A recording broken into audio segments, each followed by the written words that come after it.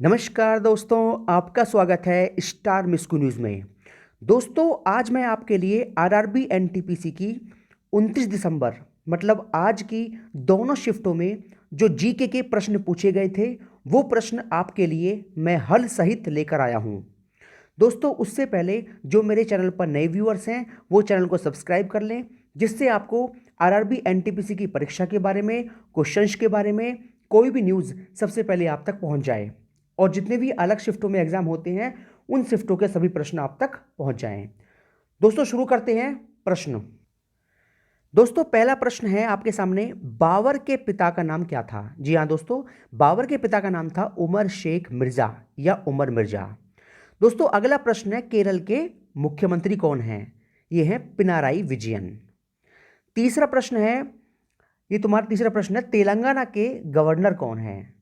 दोस्तों, गवर्नर हैं आपके तमिलिसाई सुंदरराजन।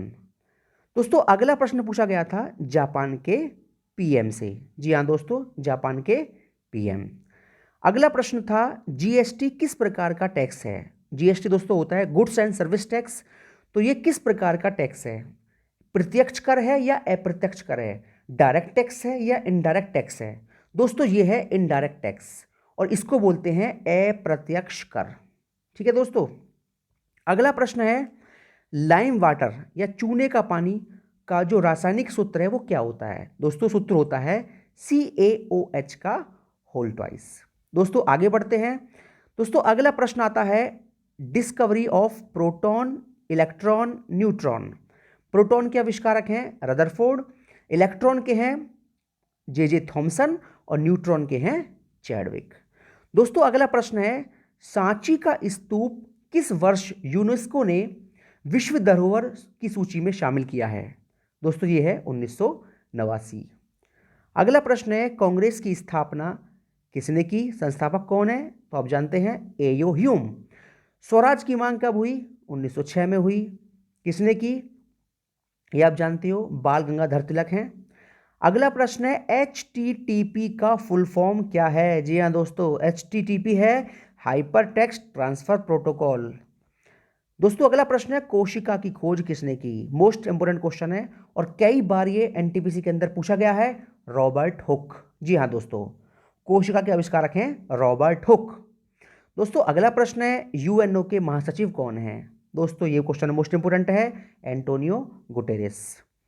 दोस्तों, अगला पूछा गया था, प्रधानमंत्री कौशल विकास योजना। दोस्तों, इसका फुल फॉर्म पूछा गया था, PKVY। इसका फुल फॉर्म बताइए। ठीक है दोस्तों, तो फुल फॉर्म क्या होगा? प्रधानमंत्री कौशल विकास योजना। जी हाँ दोस्तों। अगला प्रश्न है, पृथ्वी दिवस का विषय क्या था? 2020 में जो 22 अप्रैल को मनाया गया था पृथ्वी दिवस, उसका विषय पूछा गया था। दोस्तों, अगला प्रश्न है, एक एक्टर से उनकी डेथ हुई थी, उसके बारे में पूछा गया था। अगला प्रश्न है, पीर पंजाल जो टनल है, पीर पंजाल जो सुरंग है, उस सुरंग का नया नाम क्या है? दोस्तों, नया नाम है अटल बिहारी वाजपेयी के नाम से। अगला क्वेश्चन था, longest lake in the world. ये झील पूछी गई थी। दोस्तों, बैकॉल झील जो है ये सबसे गहरी झील है। दोस्तों, पूछा गया था सबसे गहरी झील कौन सी है?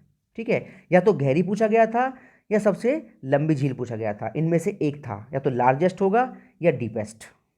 दोस्तों, अगला प्रश्न है, आईसीसी का हेडक्वार्टर कहां पर है? इंटरनेशनल क्रिकेट काउंसिल, इसका हेडक्वार्टर है दुबई में। आईसीसी का मुख्यालय दुबई में है दोस्तों। दोस्तों, अगला प्रश्न है, आईपीएल 2020 की विजेता टीम कौन सी है? आप जानते हो मुंबई विजेता टीम है। दोस्तों, ये जो मैं आपको क्वेश्चन दे रहा हूं ये क्वेश्चन दोनों शिफ्ट के हैं, पहली शिफ्ट के भी हैं और दूसरी शिफ्ट के भी हैं। अगला क्वेश्चन है, गीत गोविंद के लेखक कौन है? दोस्तों, गीत गोविंद पुस्तक है, उसके लेखक हैं जयदेव। मोस्ट इंपोर्टेंट क्वेश्चन है। अगला प्रश्न है, महात्मा गांधी किस कांग्रेस अधिवेशन में अध्यक्ष थे? दोस्तों, वो है 1924 का बेलगांव अधिवेशन। अगला प्रश्न है, कैबिनेट मिशन भारत कब आया? दोस्तों, 24 मार्च 1946 को। 24 मार्च 1946 को कैबिनेट मिशन भारत आया। दोस्तों, अगला प्रश्न था, शेरशाह सूरी का जन्म स्थान। दोस्तों, शेरशाह सूरी का जो मकबरा है वो है बिहार के सासाराम में। ठीक है, और इनका जन्म स्थान ही पूछा गया था। दोस्तों, अगला प्रश्न है, सीएम तमिलनाडु, ये हो जाएंगे हमारे तमिलनाडु के मुख्यमंत्री ई पलनीस्वामी। दोस्तों अगला प्रश्न था, पहला सांप्रदायिक निर्वाचन प्रणाली किस गवर्नर के शासनकाल में आया था? पहला सांप्रदायिक निर्वाचन प्रणाली आया था 1909 में मार्ले मिंटो के शासनकाल में। जी हाँ दोस्तों, उस टाइम पे गवर्नर था 1909 में मार्ले मिंटो। दोस्तों अगला प्रश्न था, full form of HLL। HLL का फुल फॉर्म है हाई लेवल लैंग्वेज। अगला क्वेश्चन था, हुमायूंनामा किसके द्वारा लिखी गई थी? दोस्तों ये है गुलबदन बेगम। और ये क्वेश्चन मोस्ट इंपोर्टेंट है, कई बार बहुत सारी परीक्षाओं में कई बार क्वेश्चन पूछा गया है कि हुमायूंनामा के लेखक कौन है, वो है गुलबदन बेगम। दोस्तों अगला प्रश्न है, हेडक्वार्टर ऑफ यूनिसेफ। यूनिसेफ का मुख्यालय कहां पर है? वो है दोस्तों न्यूयॉर्क में। दोस्तों अगला प्रश्न था, pH value of lemon juice. दोस्तों नींबू के रस का जो पीएच मान होता है वो कितना होता है? दोस्तों नींबू के जो रस होता है उसका पीएच मान 2.2 होता है वैसे, लेकिन 2.5 तक भी हो जाता है। ठीक है। अगला क्वेश्चन था, चीन की राजधानी क्या है? आप जानते हो बीजिंग है। यूरेनियम का सबसे बड़ा भंडार दोस्तों कहां पर है? ये है जादूगुड़ा खान, कर्नाटक। ये क्वेश्चन पूछा गया है आज के एनटीपीसी परीक्षा में। अगला प्रश्न है, राकस झील। राकस झील दोस्तों कहां पर है? उत्तराखंड में। ये क्वेश्चन पूछा गया है। दोस्तों एक क्वेश्चन ये पूछा गया है कि ASCII का फुल फॉर्म क्या है? दोस्तों American standard code for information interchange. अगला क्वेश्चन पूछा गया है, श्रीलंका की राजधानी कहां पर है? दोस्तों है जयवर्धनी कोट्टे। अगला क्वेश्चन पूछा गया है, फादर ऑफ इंडियन कॉन्स्टिट्यूशन। भारतीय संविधान के पिता कौन है? दोस्तों है वो भीमराव अंबेडकर। दोस्तों अगला प्रश्न पूछा गया है, जातक कथाएं किससे संबंधित हैं? जातक कथाएं संबंधित हैं दोस्तों बौद्ध धर्म से। मोस्ट इंपोर्टेंट क्वेश्चन है ये, जातक कथाएं संबंधित हैं बौद्ध धर्म से। अगला प्रश्न है दोस्तों, अगला प्रश्न है मोस्ट इंपोर्टेंट है, और ये क्वेश्चन है कि डिमोनिटाइजेशन के समय आरबीआई गवर्नर कौन थे? मतलब विमुद्रीकरण के समय रिजर्व बैंक के गवर्नर कौन थे? मतलब इसका ये हुआ जब नोटबंदी हुई थी तो उस टाइम पर गवर्नर कौन थे आरबीआई के? तो वो हैं उर्जित आर पटेल। जी हाँ दोस्तों। अगला प्रश्न है, इब्न बतूता किस देश का यात्री था? वो था मोरक्को का। और अगला प्रश्न पूछा गया है, भारत के पहले राष्ट्रपति कौन हैं? वो हैं डॉक्टर राजेंद्र प्रसाद। तो दोस्तों आज के एनटीपीसी परीक्षा में जितने प्रश्न पूछे गए थे, मेरा प्रयास यही था कि आपके लिए अधिक से अधिक प्रश्न मैं लेकर आऊं, और जितने क्वेश्चन मैं ले पाया मैं आपके लिए लेकर आया हूं।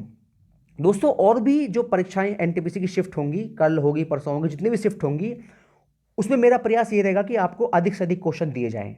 ठीक है। और कल भी जो शिफ्ट होने वाली है उसके लिए भी आपके लिए मैं वीडियो लेकर आऊँगा शाम के टाइम। और कल की शिफ्टों में जो जितने प्रश्न आपसे पूछे जाएंगे एग्जाम में, वो सारे क्वेश्चन मैं आपके लिए लेकर आऊँगा। तो ठीक है दोस्तों, ऐसे ही क्वेश्चंस पाने के लिए मेरे चैनल को सब्सक्राइब कर सकते हैं। धन्यवाद दोस्तों।